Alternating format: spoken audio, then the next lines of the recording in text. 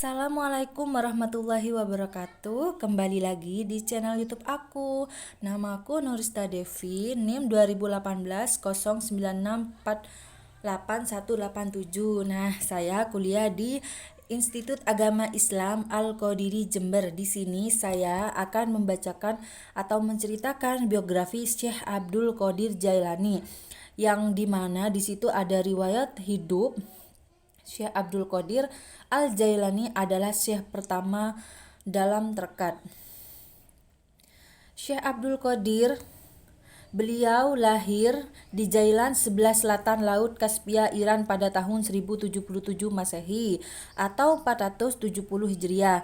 Sedangkan dalam literatur lain disebutkan beliau lahir di Bang yang termasuk wilayah Jailan. Para ahli sejarah berbeda pendapat tentang tempatnya kelahiran Al-Jailani. Mayoritas ahli sejarah menyebut bahwa beliau lahir di tahun 470 Hijriah atau 471 Hijriah. Sebagian lain yang menyebutkan bahwa beliau lahir pada tahun 491 Hijriah. Pendapat diyakini paling syahih adalah pendapat Ibnu Al-Jauzi, yakni 1 Ramadan 471, karena Ibnu Al-Jauzi adalah ulama yang sesama dengan Al-Jailani. Selain disebut Syekh Wali dan sebutan lain dalam terkat beliau juga disebut Sayyid. Kenapa Al-Jailani ini disebut Sayyid? Karena dari pihak ibunya, beliau adalah keturunan Sayyidina Husain atau cucu Nabi Muhammad Sallallahu Alaihi Wasallam.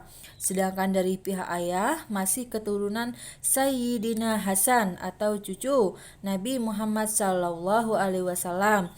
Beliau lahir di tengah-tengah keluarga yang hidup sederhana dan sholih. Kakek dari ibunya bernama Abdullah Saumi, seorang sufi. Riwayat pendidikan Syekh Abdul Qadir.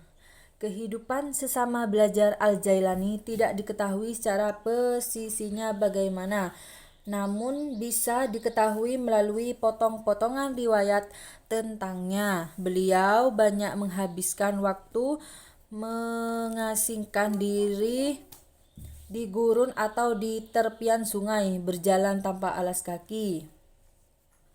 Kitab Tafsir Syekh Abdul Qadir Al-Jailani.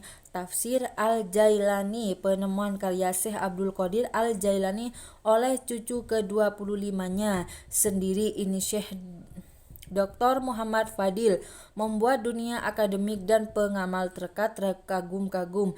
Naskah ini selama 800 tahun menghilang dan baru ditemukan secara utuh di Vatikan. Manuskrip yang berisi 30 juz penuh ini tersimpan secara baik di perpustakaan. Pola penafsiran Al-Jailani. Kecenderungan metode penafsiran tafsir Al-Jailani adalah tafsir dirayah atau tafsir yang berbasis pada penalaran akal musafir dengan bercorak tasawuf atau sufistik. Meski terdapat beberapa penafsiran yang menampilkan asbab al-nuzul, namun sangat jelas terlihat hal tersebut tidak bisa menampilkan bahwa tafsir ini mengungkapkan metode tafsir riwayat. Hal tersebut berdasar pada cara menafsirkannya yang langsung mengarah pada nalar sufistik penafsiran. Riwayat yang ada hanya sebagai penegas bahwa penafsiran ini muncul sebagaimana riwayat yang ada.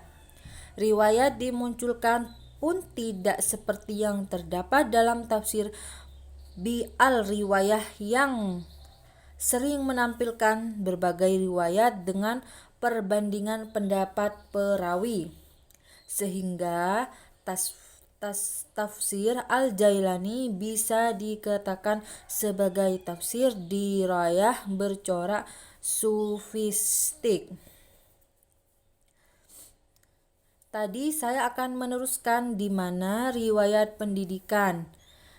Nah, jadi Kehidupan semasa belajar Al-Jailani tidak diketahui secara persisnya bagaimana, namun bisa diketahui bahwa melalui potongan-potongan riwayat tentangnya, beliau banyak menghabiskan waktu mengasingkan diri di gurun atau tepian sungai, berjalan tanpa alas kaki, tidur di gubuk yang hampir roboh, sehingga Al-Jailani mudah digelari Al-Majnun atau gila.